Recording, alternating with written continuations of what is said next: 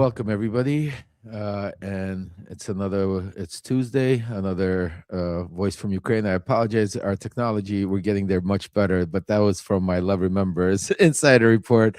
We have a voice of Ukraine preamp coming, so we'll get that going. But I want to welcome everybody on board. I want everybody to come on and join. We have a lot to discuss. And we have our incredible team here, Alexander, who is live here in Ukraine, in Kiev. We have Ken Harbo here with us. And I know, Ken, today timing is a little short on your end because you have a lot of things going on. There's a lot of things happening. I know some of the stuff that I'd like to get into and discuss. Definitely, I want to hear your opinions about how China literally just went in and basically, didn't even care about what Trump's plans are, threats are, but basically went in and went through the Strait of Hormuz, and how Donald Trump is exposing and how that's affecting Ukraine and everything. And then we're going to go into some updates in the second part of it, Alexander, because Ken has to go at 2:30 hard stop because he has another interview to do. Sounds good. All good. I got a lot to say, Lev. Do you want me to jump right in? Yeah, go jump right in, brother. Jump right in. We have put ourselves as a country in such a humiliating position when it comes to the Strait of Hormuz. If you think about it, we have declared that we are going to blockade the strait because there's a blockade of the strait. And the Iranians are still making money. They still have control, especially with China now as their principal ally.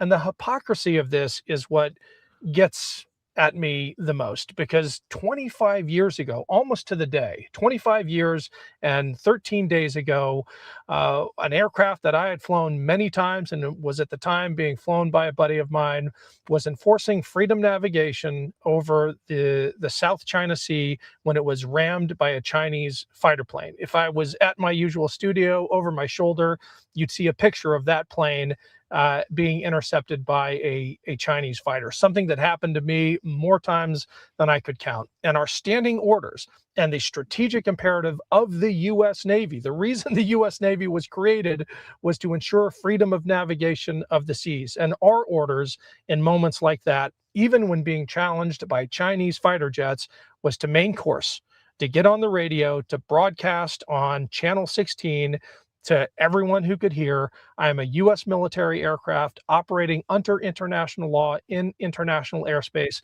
and to assert freedom of navigation of the seas and of international airspace. How the tables have been turned. It is now America that is denying freedom of navigation of the seas, and we're handing the torch of global leadership off to the Chinese. The Chinese are the ones now defending a rules-based international order, now saying that ships need to be able to transit the Strait of Hormuz, and it is America that is on the verge, I'm not exaggerating here, on the verge of acting like pirates. If we end up seizing tankers, if we end up, especially in a confrontation with the Chinese, that's what this is tantamount to, and how the tables have turned from not long ago.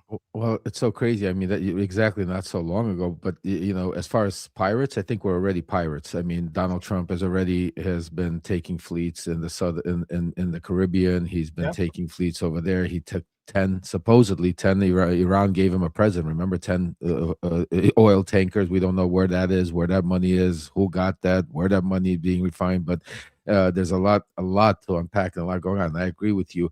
And the crazy part is, when me and Alex were talking about earlier today, and Alex said, I can't believe it. The people in Ukraine right now are flipping out because to see the way, basically, I don't know how to put it. And I'm an American. And I am so embarrassed and so upset because of what he did, because he basically did what Putin did. And that's why I wanted to get your opinion, because what Putin did with the war with Ukraine is he exposed that, yes, you might have this powerful army and you might have all of this military might, but it's a new technology, new wave. And what Ukraine showed, and we've been speaking about, is how the drones, how all of these $20,000, $30,000 basically attack drones and defense drones are basically taking away what the military of the United States is. Something like that costs millions of dollars, tens of millions of dollars, Yeah. hundreds of millions of dollars.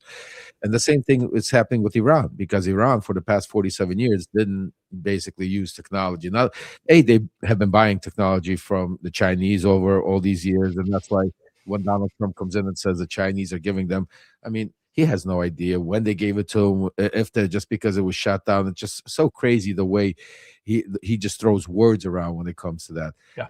Fact, I think that's the scary part that I am hearing from a lot of insiders around the world, Ken, and that's for somebody that has served, somebody that also is in, and is planning. We're going to be going back to Ukraine.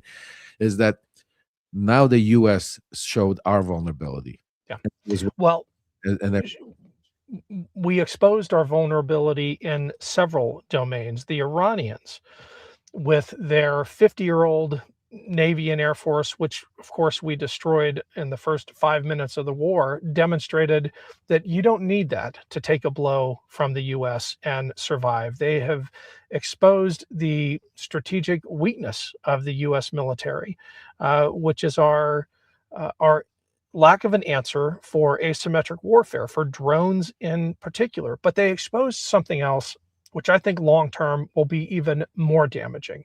And that is our ambivalence about the moral prosecution of a war.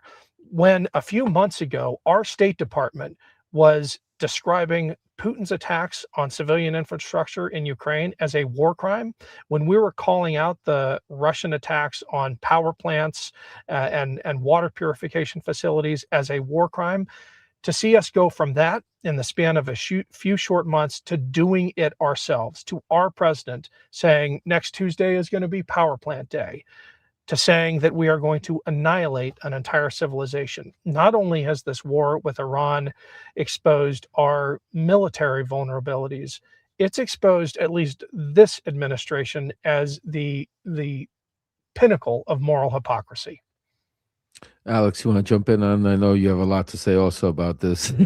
Uh, uh, I Go have ahead, brother. guys. I have fireworks, and I'm a happy Bobo. Like the only two things that make me happy. Number one, to hear my daughter smile, and number two, to see the muscles grow, and my countrymen, and my president, and what we do to see Ukraine prevail, to see Ukraine stand strong, and this is the makes me the happiest. I'll make it quick. As you know, the ceasefire was bullshit. It was over 10,000 times that it was violated. Yeah. Over 107 combat operations they tried to carry out in surprise. Okay, the number two, they dropped 6 guided bombs at our reservoirs in Kharkiv region at a dump. Six bomb. I mean, this is Wow. not well. Of course, in return, they hit the chemical plant, one of the biggest, which is used to make explosives. So this is the good stuff. I saw video. I don't know how to post it yet, so we all could see. But maybe I'll post it on the Substack or on YouTube. It's a video that President Zelensky show a might, and it was like a huge room. It I've was seen it. like Did you you, see it? Yeah. oh my God! It was like a museum, but it was museum of the future, not Yeah. museum of the past. And oh my God, it's a happy stuff. Plus, also, Alex, I love what Alex is having. Very right, Ken.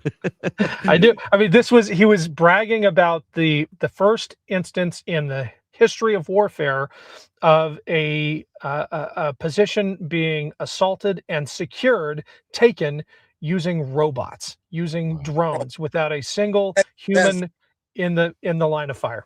yes, Wow. that's Mm. one. But Amazing. not only that, uh, Ukrainian our drones right now range over 1700 kilometers. Tomahawk range 160 kilometers. Well, there are new ones, more expensive ones that go further, but the old ones, the one that everybody has. So we are in a level, Can and I I'm just, Alex? Can I just stop you for a second because about the tomahawks? This is I want to. This is an important thing you just said because just think about folks. A few months ago, we were Ukraine was begging for for Trump to send tomahawks, our time, and Trump, right? Ken, Trump was walking around saying, "Well, we have to watch where we send our tomahawks. It's the best." It's a Ukraine has the technology. Look at this. Right.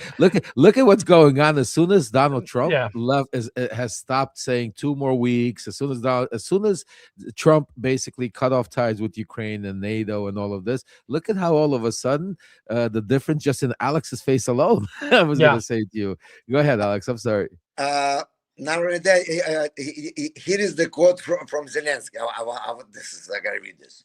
This is not about records, but about justice that will find evil anywhere in the world. Yeah, that's great. Yeah, I just wanted to say somebody in one of our Darbit just said I totally agree that the it's going to be the coffin in Trump. I think what's going to do the coffin in Trump's coffin. I mean, the nail in Trump's coffin, where they take him away to the Looney Tunes, where he loses it completely because he's losing it every day more and more. Is Almost. when Zelensky wins the Nobel Peace Prize. I'm telling you, I know you guys think I am not Bill, kidding. I think when Zelensky wins because he has been nominated officially for the Nobel Yeah. Peace Prize, and when Zelensky wins it, I think they carry Trump out to the Looney Tunes, like and then where's my peace? It's my peace prize. But all joking aside, folks, this is some incredible update and news that we need to definitely understand what is going on the good side and on the bad side. You want to no, finish up, Alex? Go ahead, because I know I interrupted you. I apologize. I'll let you guys. Also, President Zelensky said Ukraine now, for the first time in history, sufficiently armed for defense. Sufficiently armed for defense. We were at 60% in the beginning of the year. I think, of making our own defense. I think we are a lot higher now. Plus, today on the red carpet, our Minister of Defense in Zelensky went to Germany and they signed a new deal. Over 100 Patriot missiles, 36 stands for Patriots, 4 billion deal to build together defense with Germany. Now, look, we signed with UK, Germany, Italy, Saudi Arabia, and we're going to Norwegian next. So while he's trying to fight his little wars, we are making the peace everywhere. And also Zelensky said that, suggested that if Ukraine now will be asked as a partner, Ukraine can easily help unblock the straits because we have the technology and we have the experience. So the rhetoric is totally changed. And on top of all this, in historic development, this capturing enemy position with robots, zero losses by our forces, and whoever we were attacking, they all surrendered. Wow. It was nothing Yeah. but robots and drones.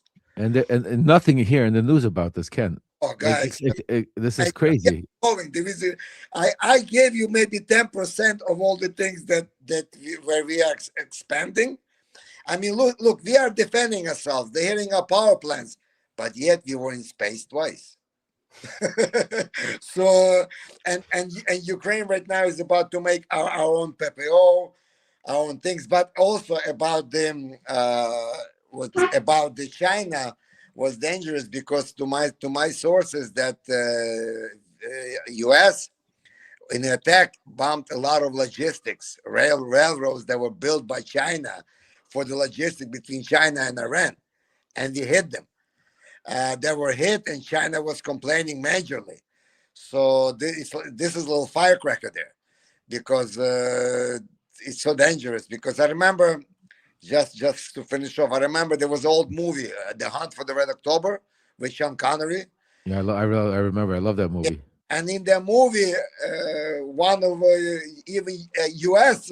diplomats said that when you have so many different players so close to each other, is so dangerous because one wrong spark, and if nobody knows where it came from, this is very dangerous.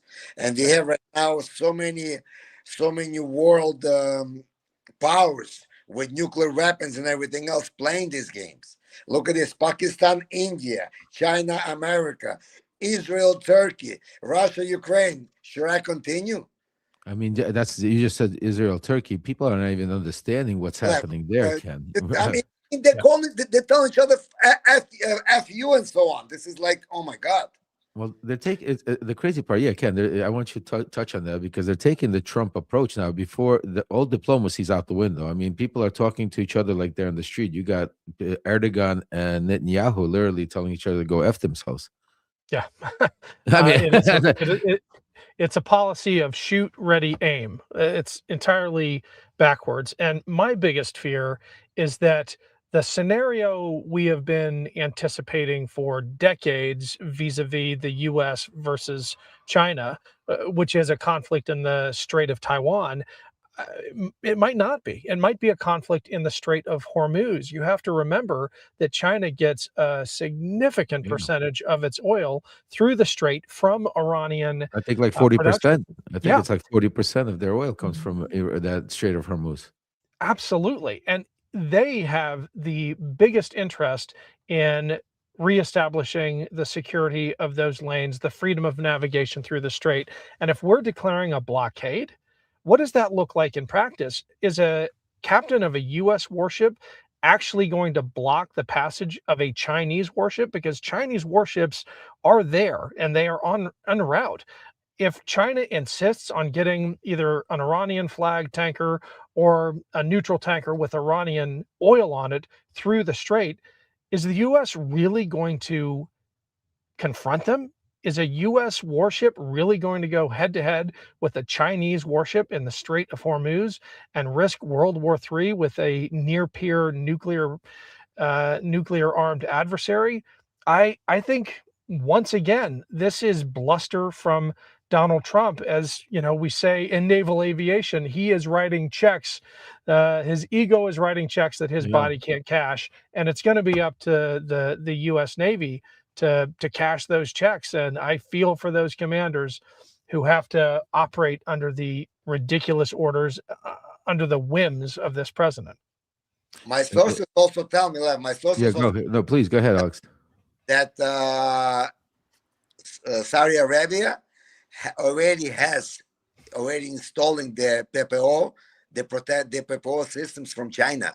They're installing Chinese PPO against rockets, like Ukrainians they use for the drones, and they're using the protections already Chinese PPO systems. So this is, I mean, this is already switched, because I thought Trump and Saudi Arabia they were in cahoots, and now if Saudi Arabia already getting the people from China, and also that ship, the Chinese ship, the Beijing ship, I mean the Shenzhen ship that they went through the straits, it did not leave from Iran. It left Saudi Arabia. Hmm. It left from Saudi Arabia. That's really important news, Alex. Thank you so much because a lot of people don't realize that connecting those dots. The Saudis are now very close with they were close with the Chinese, but now we're starting to see real open up and in your Ship. face type of stuff. The shift happening because the other thing, right, that we saw is that I think a lot of our allies saw that is we can't defend them like they thought we could defend them against these type of warfare like drones, Iran. Yeah, all these years we were like the paper tiger in all of these the Middle East by saying, we're going to put our bases here, and if our base is here, Iran's not going to be, you're going to be protected. And look what happened. I mean, with Trump's craziness, he basically again, destroyed that, because now why would anybody in the Middle East allow us to have our there, because we are now basically more of a of a bad thing than a good thing. Instead of deterrent, now we're basically, if we're there, we might they might get attacked by other people in the region. And you're right to think about it, that we are now after all of this, we are now literally thinking about possibly at some sort of a this is not like Trump and Xi, and they're supposed to meet in a month. This is the crazy part. They're supposed to meet in a month, and Trump keeps talking about Xi is my friend, and this is all, and China keeps just doing what they're doing. Trump talks, China keeps doing it, and that is very scary. And the sick part of it, and I mean, and it's not even funny, but the sick part of it is most of the media right now, you put on any channel, and they are talking about Donald Trump set up an Uber delivery to the Oval Office. I know, I've seen there. Did you And see and that? and, and This then is they what they're gave reporting a on. This delivery guy standing next to him. no, no, but the crazy part, it's not even, forget about that there was a setup. Forget about that, why is the media reporting on it? Why are I can't this and I apologize to you, Alex, about this, but I don't understand what the hell is going on here. Why are I go on even some of these Substack channels and even some of these like and everybody's talking about this, Trump setup. Meanwhile, literally, we have, just like Alex and Ken had said, folks, we have some of the most all of these nuclear powers in the Strait of Hormuz right now, In one circle. that they're all in one circle. Think about how all World War I started over. Remember, what was it? Gunshot. Nobody even knew what was a gunshot over a woman or something like that. I'm not a historian buff, but usually the wars start, like Alex said, like you don't know where it could be a spark that just starts something, and one guy scared shoots another guy, and the other guy just shoots it, and here we are. Am I right, Ken? I mean, it doesn't take too much. I mean, some boat It comes takes up and shot. Yeah, One it, shot. it it doesn't take much. It was, one shot. The Archduke Franz Ferdinand that launched World War I in the Strait of Hormuz. It could be an accidental exchange of fire between the U.S. and the Chinese. And let's not forget that a blockade is already a declaration of war. It's why we called the blockade of Cuba in the 60s a I was just, quarantine. We they didn't were call it a blockade, even though it was, because we were sensitive to this legal definition of a blockade as an act of war, and we didn't want to go to war with the Soviet Union over Cuba. But Trump doesn't care. He's declared a blockade of the Strait of Hormuz, which without is Congress approval, without obviously. Congress, without the UN. It's an act of war. To answer your question about why so many people in the media are talking about this staged DoorDash delivery by someone who incidentally is a Republican Yeah, operative, there's a it's long crazy, right? history. That's Uh, right. I was, but right. that's a separate issue. Yeah, That's a separate that's show. it's all subtext. I mean, I think you have to acknowledge the fact that the major legacy media outlets today are owned by a handful of billionaires. Yeah. When you look at, Twitter, when you look at Disney Corp and CBS News, when you look at all of these mergers that are happening, you have a handful of oligarchs controlling a majority, or at least a pretty significant share of the legacy media, and it's left to independent journalists and commentators to fill in the gaps, or to tell the truth, or to honestly just focus on the things that are a heck of a lot more important than a DoorDash delivery to the White House that was fake anyway. Well, and not that's why. only that. I'm sorry. Good. My question is, what I find ludicrous is you talk about the world on the bridge of war, the world on the bridge of hunger, Exactly. the world on a bridge of financial problems. The gas about go through the roof. There is, I mean, oh my God, this is tsunami effect that nobody wants, because Yeah. every action there's a reaction to every action. And tsunami effect, you cannot stop it. Once it happened, I mean, if you knock it, there is a sound. So there is always a sound that follows. And to turn around and ask delivery boy, what do you think? And We have the guy says, it was a boss, grandmother, yeah, about the boy I'm just managing. waiting for my tip. I don't know what you're talking about. Yeah, no, that's. I mean, it's so sad. It's ludicrous.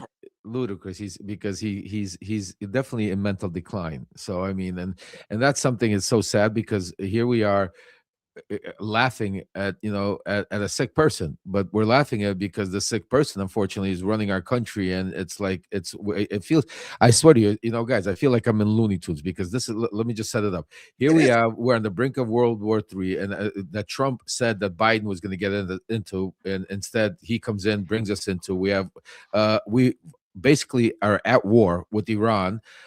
He won't go to Congress for approval. Congress is on vacation while we are at war.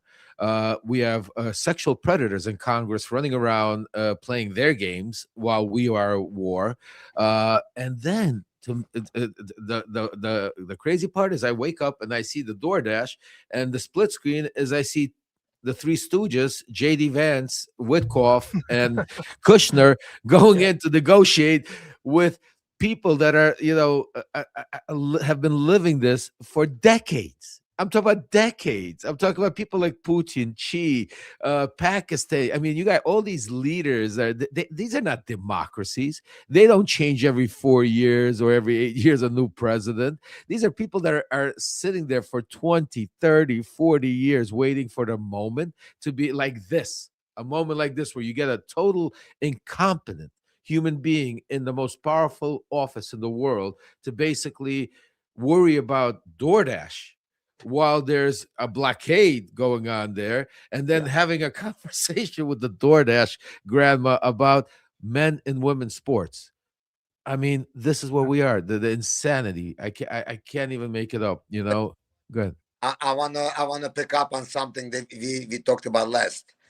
Meanwhile, very big and important and positive thing happened on Easter Sunday. Well, I say Easter Sunday because in The Ukraine Orthodox Sunday, it was, Orthodox Easter, the yeah, Orthodox Easter. and we got a present. Hey, Alex, before we go into that, because Ken has a few minutes, he has to go right now. He has a hard stop in 2 minutes. Ken, can you, before you go, give us a little tease? Because I know we're. By the way, folks, we are planning a trip back to Ukraine. We're not going to give you the exact dates and time for security reasons, but we are planning a trip back to Ukraine to do some major stuff. This is just the beginning.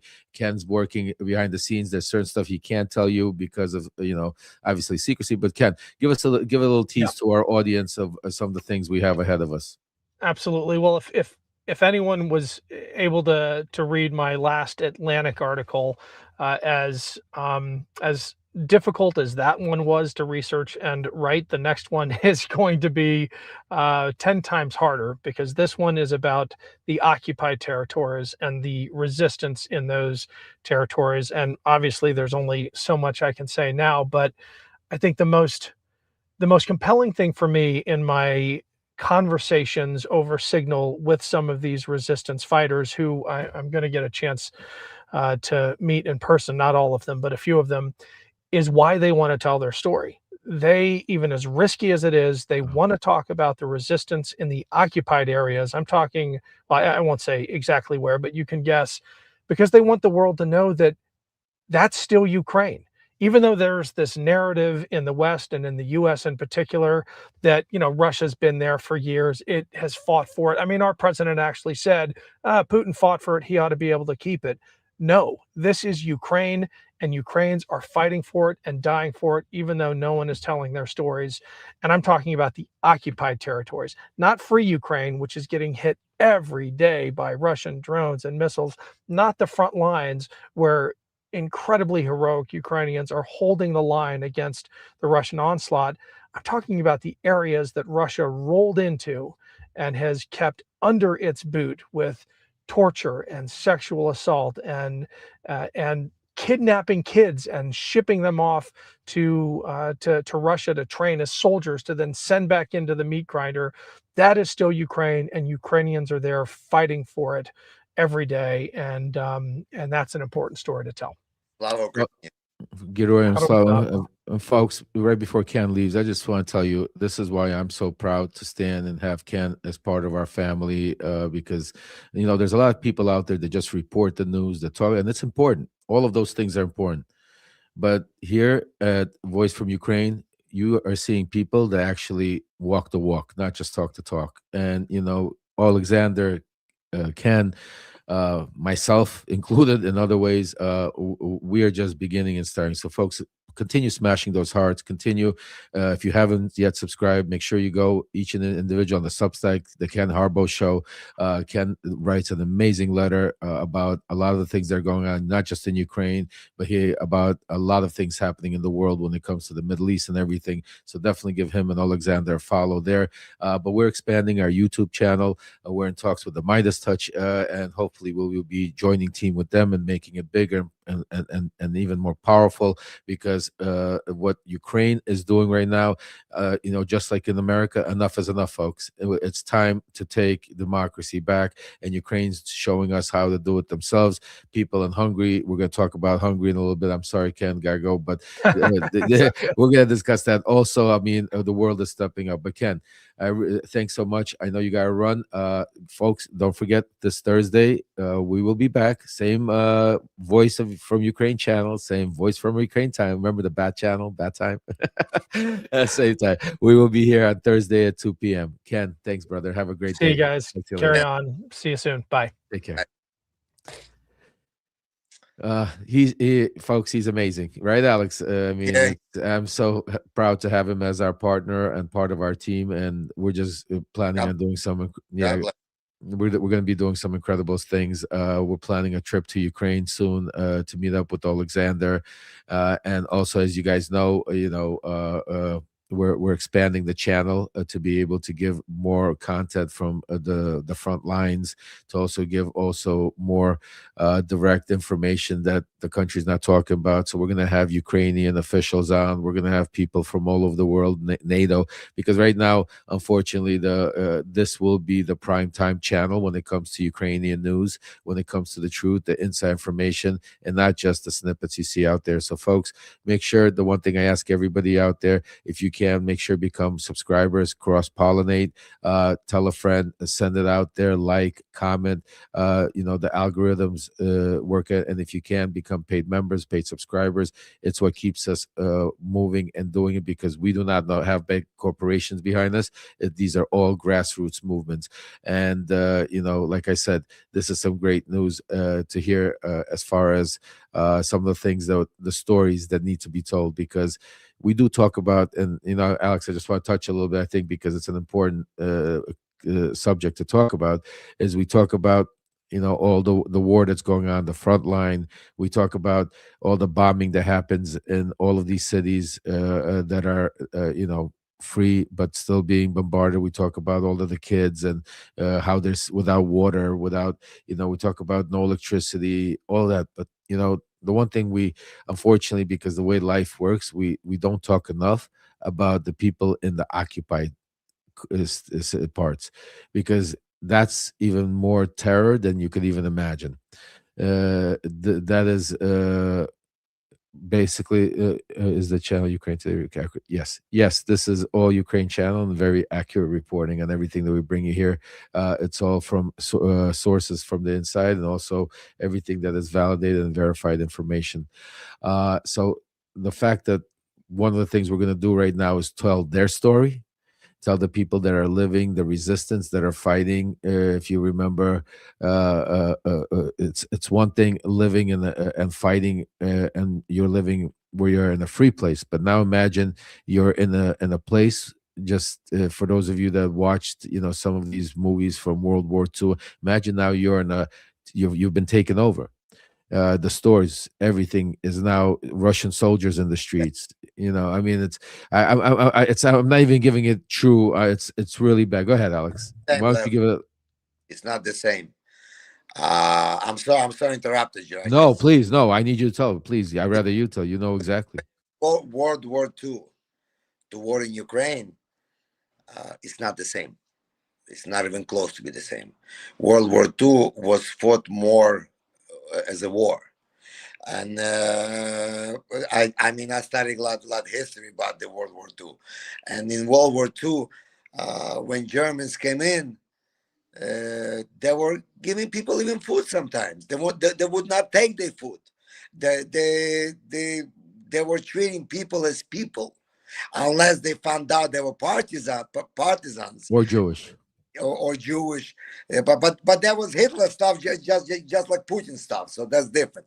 But otherwise, people even welcome some. But and the difference was, I spoke to in Ukraine to some people from World War II, and they said when Germans were in, we could eat.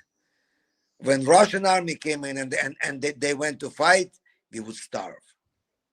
They would take everything from people, and there was you cannot compare the two wars because just like right now, and I was in deoccupied Liman, in some Harki regions. I was there the next day after Russians were pushed away, and I saw how people were evacuating, and I said, "Why are you evacuating? You just got the occupied." And those were the people evacuating, the one that they gave a day to evacuate because they weren't the right in the right state of mind when Russians were there. And I spoke to old ladies that were occupied, and they say Russians would beat us up because they would not take the aid, because they want to give us the aid, but we would not accept it. And the things they do, they don't care about these children, women. They they so screwed up that I can't even go into some stories that I heard. I can't. I can just only tell you that these people from occupied areas, it'll take them years to recover because I mean, it's like every day, and what Russians do, they do everything to break people's will, not to win the war, to break people's will, and that's all they do. And this is wrong because I hope that the karma is so powerful that everything will come back. But Pure welcome. Yeah. it's already working. It's like look, it's like you and Ken were talking about earlier about the Americans' position. I think I sent you the picture. Like, look at the list in the past 6 months or whatever. You have president of Syria, president of Bulgaria, Venezuela. They're all sitting down on a bench on the red square and asking themselves, "What happened?" That's what the picture is, because just like Russia left all the allies defenseless, and they were all counting on help, and help never came. The same thing is happening right now. The people that were counting on America to help, and help never came. And now that's why I think this Sunday was significant because I found it so close. I even went through it when I was on the going someplace just to see the mood. And the same thing, remember in 2000, before the elections in Ukraine, Yeah. everybody was saying, "Oh, Poroshenko's probably going to win." I said, "No, he's not." And they asked me, why? Why are you so sure? I said, because the young crowd got up, because the young people are had enough. And I saw the same thing happening Hungry. in Hungary. Young kids got up and were screaming, "Russia, go home! Russians, go home! Russians, go home!" And he blew away Orban. But not only that, on the same day, the first speech, 90 billions unblocked, this unblocked, everything changing, and the Europe finally got rid of the peace. JGN said, "Oh, I feel sorry that the powerful person lost." And Netanyahu went on and said, "Oh, we lost such a supporter that was always for Israel. He was the right guy for us." Oh my God. Okay. This is Kidding me? Please, somebody give me a vomit back. This is wrong. this But sick. Europe, look at this. Europe, not they got rid of the mold. They got rid of the mold that was sitting in Europe. And look at this. The next day, I saw the red carpet where a minister of defense, who I admire so much, as I saw in person. I mean, I know that he's amazing for Ukraine. He came with Zelensky, and when they signed the agreement, I saw both of them. No matter how much, they could not hide their smiles. If you look at those pictures, they smile. I mean, they doing whatever they can to hold them back, but they can't. You know why? Because we are winning. Because we are winning. Because everybody already, the gig is up. It's like, the code is pulled, and it turned out that two superpowers, they have the most nuclear weapons, they have the most everything. They're not running the things anymore. There are two superpowers for the past 70 years. Yeah. The world did everything they could to get protection from them. The world understands that you don't need them. Their protection is the trouble because they're like wise guys. They create a problem and then they fix it. So It's crazy. the gig is up. I think the gig is up. Lev, I'll let you take this No, I mean, listen, because this is more of your alley. no, I mean, I love, I'm enjoying watching you today, Alexander. Oh, where'd we lose Alexander? Just as I said, I enjoy watching you, Alexander. I hope, that's part of Ukraine live. Sometimes the cameras go out. I hope Alexander was able to come back up, but watching his face today and watching, the excitement that he has, as we're talking about Ukraine, as we're talking. Excuse me. Let me try. Oh, okay. We'll get him back here in a second. Let me hold on a second. Hold on, folks. Let's see.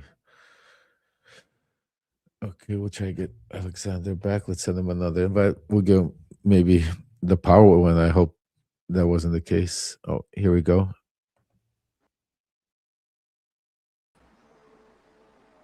Okay.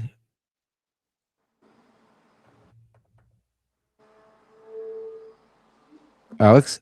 Yeah, Oh, hold on. I don't know why I can't bring you up. Hold on a second. there you go. You Oh, brought hold me. on. You Hold had on. it. Oh, there we go. There we go. There we go. Okay. Go ahead, brother. We lost you. Go ahead. Okay, and no. I finished. I was telling you the world that right now. Look. Let me just to finish. Yeah, In go ahead. the past month, there is a deal made with Saudi Arabia with Ukraine. There is a deal made with UK with Ukraine. There is a deal made with Germany right now with UK. Tomorrow, Norwegian Ukraine is going to we making deals all over the world, and the only looks like turns out we don't need no help. We Well, need help. We need a lot of help, but not the help that works the opposite direction. well, Because the biggest help you guys didn't need is you needed Trump to step out of the way, and that's what we've yeah, been talking about already for over a year. yes, Because do me Putin a was favor. using Don't him. do me no favors. Do me Do no me a favor. favors. Do me no favors. But I'll tell you what I think. I'm going to give you. Usually we just talk about facts, but I want to give you a little bit about my opinion from knowing the situation very well and from speaking. What I think is going to happen, and let's see how my crystal ball works on this one. But I think Ukraine is going to be the leader in the to be able to end this war in the Strait of Hormuz. Well, from what I'm understanding, Trump has lost all control. There is no way, this is going to get from worse, from better to worse, and it's going to get even worse. The blockade.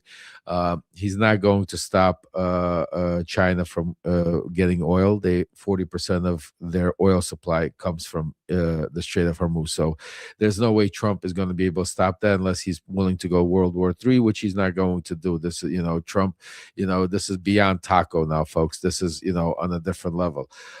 So Trump is going to be looking for a way out. The other thing is, what I'm seeing is one of the things we spoke about, that the tensions between Turkey and Israel right now are starting to heat up. So that's another battle starting to play out. With Lebanon, with Turkey, with now coming into a play that Trump doesn't need. And what I think will play out once we're able to get our voices loud enough here in the United States and be able to get a change and have Trump either impeached, either 25th Amendment, either. I mean, we have so many different ways that we could stop him, so many different ways, as long as we had a Congress that could be able to work with the Senate and the other two branches to be able to get out. But I think at that point, I think Ukraine will become the hero. I mean, the way it's going to be written is because the technology that Ukraine has was going to actually help us defeat Iran in this war in the Strait of Hormuz by using, I know right now, see, that's the whole thing. Zelensky saying, "I could come, we could help you now." But nobody's asking for help because Trump doesn't want to be outdone by Zelensky right now. God Oh, forbid, he won't let him do that. And the other thing, what people don't understand, because the media won't talk about, but you guys do, is a lot of this is being coordinated by Putin. I mean, this is the you guys. Everybody needs to understand one thing: the characters. Just remember what we've been telling you for the past year. Remember when we started talking about Woodcoff, Kushner. By now, anybody that follows me or Alexander probably knows the name Steve Woodcoff and Jared Kushner and Kirill Dmitriev like the back of your hand. Probably know, these are the three names that we keep talking about every single time, every single voice from Ukraine, every time we tell you, we keep mentioning and telling you these three individuals are the ones. These are the same three individuals right now, with the addition of JD Vance, who has basically the power. The last time everything he visit, basically perishes. He met the Pope, the last Pope, right afterwards. Not funny, but passed away. He had this meeting, and all of a sudden, all hell went.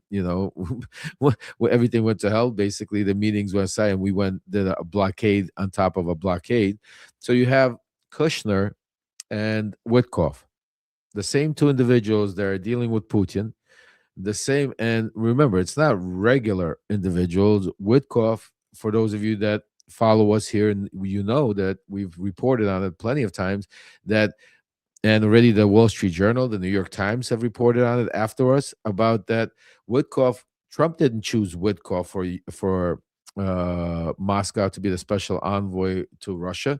It was Vladimir Putin that chose Witkoff, and we've spoken about plenty of times with Witkoff connection to the '90s and 2000, his connections to Russian oligarchy, Kushner's connection to Russian oligarchy, Kushner's connection to Bibi Netanyahu. And this is very important where I'm trying to connect the dots for you folks, because Witkoff is who Putin wants. Kushner is who represents Bibi Netanyahu. But who represents the United States? Think about that. That's a big problem that we have there. Because when Wow. you got a guy, because nobody really is realizing, when you got Witkoff there, Witkoff is there representing basically Russia. He's using their translators. He's basically giving them whatever they want. You have Kushner there that came out and basically said to all of us, he says, I don't know anything to do with Eastern Europe and Russia. So what's he doing there really? Because he's representing not Donald Trump, folks. He's representing Bibi Netanyahu. And that's what a lot of people don't know. What we're telling you right here, that nobody is going to tell you, and we're going to tell you the truth. So who's representing the United States of America? Nobody. That's the problem. And that's what we're talking about. That's why we are where we are. And that's why you see Israel doing what, when I say Israel, I'm going to again reframe and say that's why you see Bibi Netanyahu doing whatever he wants all over the world right now. That's why you see, even though, think about it, that's why when Trump supposedly does a peace deal, a ceasefire, Netanyahu goes after Lebanon even harder. And right away, we come out saying, nope, that's not part of the peace deal. Because I tell you, it all goes back. It all goes back to the '90s. It all goes back. This is where it all came from, folks. I keep telling you, I keep bringing you back, because this is not something that started yesterday. This is not. That's why I need you guys to keep smashing those hearts, keep reposting this, retweeting this, do whatever you can, because this information is extremely important. Because people don't realize what the players and what they're doing that. And that's why it's very also dangerous what we're doing and the information we're bringing you, because believe me, none of them want this exposed, and all of them are part of the Epstein class. That's right, Janetti. I mean, they're all linked to it, they're all connected to it, because, and then not just through the pedophilia or the sexual stuff, but what's even bigger is the world dominance of our financial world dominance that this Epstein class and this people all over the world have been doing, and all of these crises that have been going out over the decades, over many decades, that they've been controlling. So it's extremely bad, extremely bad. Uh, Now, go ahead, Alex. Go ahead, brother. I just want to add a little something to what you said. See, the thing is that, yeah, I just want to, what you said earlier, that the people they are talking to in the Middle East, in Europe, and everywhere else, these are the people, these are politicians. These are the guys that went to the best schools, best colleges. The guys in the Middle East, they went to the best colleges in U.S. They got the best knowledge from. I mean, oh my God, and they all know. I mean, the basic is what somebody's neglect, it becomes their ally. And once everybody sees that nobody's looking out after America, that the guys on top are all about this. Oh my God, That's right. That's that's why we're having. like it's like Machiavelli move. When everybody's ahead, you watch. As soon as there's a window, you attack. So everybody's right now waiting for a window because because whatever was on top, that you have to look to see where the light is. They don't have to look anymore because the light doesn't have a camera in there. There is no tape. Nobody's taping anything. It's just Right. like the camera. It's not recording, so you can move freely. I'm giving the analogy You're of 100%. every You're 100% right. I mean, that's what all of these, dictators, and I have been waiting for this moment where we have a leader of the country that is basically not listening to his security apparatus, not listening to his State Department, his CIA. Basically, he went and purged all of them because anybody that would speak, just think about what has happened in the past year. Donald Trump has basically got rid of anybody in our Defense Department, anybody in our CIA, anybody in NSA that spoke badly about Russia. The head of our DNI is Tulsi Gabbard, who is basically stands for Russia. Our the individual Sergei Gore, if you remember that name, basically ran all the hirings for the White House, and he's connected directly to Putin, and he is now the ambassador for India on behalf of this.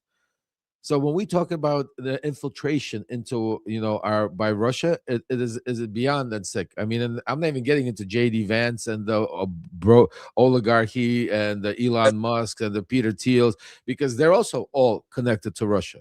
Because if you all again, this all stems from the 90s, folks. It all stands from the 90s.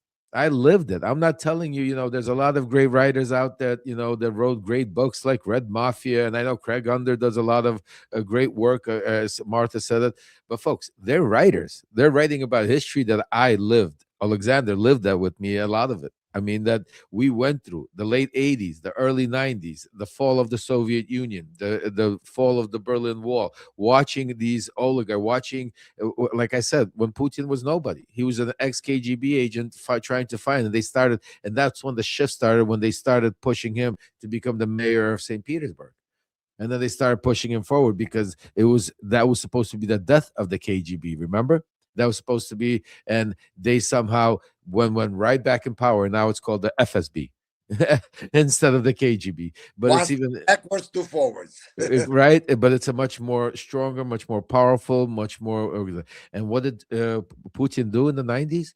Remember, folks, he took his oligarchs and he said, go out there instead of sending it's a new war. That's what people don't say. That's why Trump is so, he thinks he's fighting a war, World War II, where we got all these tankers. He's not realizing this is a new war. The war has been going on for many, many years. The infiltration into our a Congress, the infiltration into our lawyers, lobbyist system, the infiltration into now that they control the president himself. Just think about that. Think about over all these years, how much money has been spent infiltrating through these special interest packs, through these super PACs, through these lobbyists to be able to, have their way. And now just think about how all of a sudden mega and how all these Republican Congress people started all of a sudden going bam, stop giving Ukraine money, we're going to support Russia, all of this Russia stuff. It didn't just come overnight, folks. And that's why it's extremely, extremely important for you guys to understand that and to pass it. And I want to thank you guys for joining us for another edition today of Voice from Ukraine. I want you to make sure to mark your calendar Thursday, 2 p.m. Every Tuesday, every Thursday, we're going to be here with you, giving you the full breakdown. And we're only expanding and getting bigger. And we need your help. We need you to be able to hit the like buttons. Make sure that you cross pollinate. Those of you that subscribe on YouTube, go over to Substack. Those of you subscribe on Substack, go over to YouTube.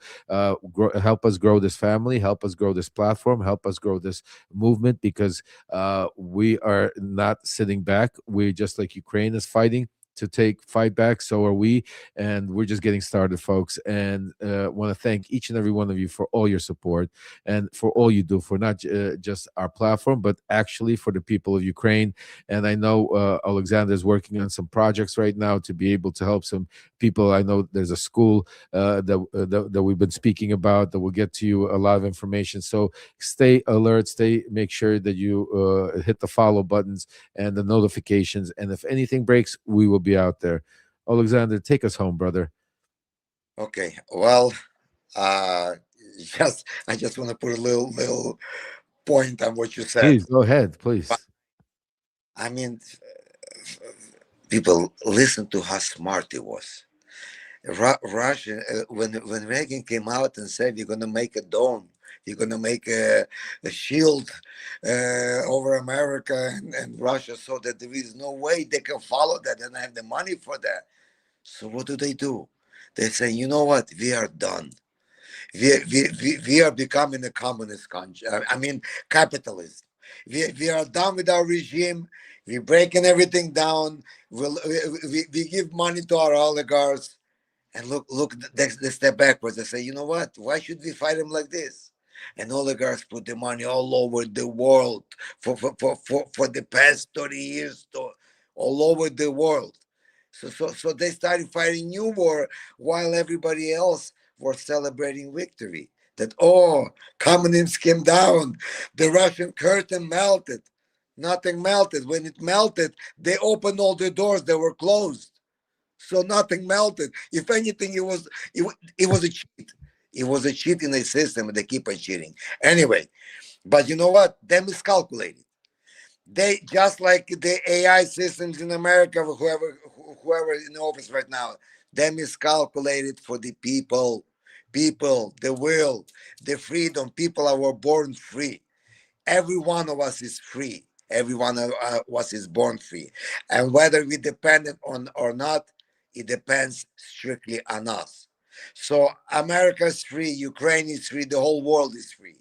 And as much as that they're trying to put it over, tell us that no, because if you read the news cycles, that they tell us these things are happening, nothing's happening, nothing has happened yet, because every day, today creates tomorrow. Today creates tomorrow. And if today we all stay strong and we fight for our freedom and we fight for our democracy, because every drop makes a difference. You know, it's like the guy walks into the bar and says, "How much is a drop of vodka?" The bartender tells him it's free. Good. Can you give me glass worth of drops?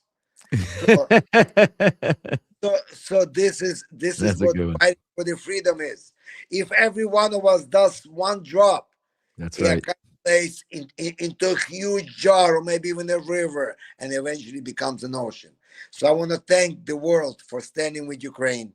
I want to thank the world for standing with democracy and freedom, because together we will win. We will win. We will win our war and our freedom. You will win your war and your freedom. And every country in the world that's fighting for the freedom will eventually get the freedom. Thank you for support. Thank you for being there. God bless you all. Slava Ukraini. Geroyam Slava, Alexander, and we love you so much for all you do. You are a true hero. And on just like Alexander said, on that note, I want to just before we go, I put in the comments on YouTube, and I see the comments in our Substack community.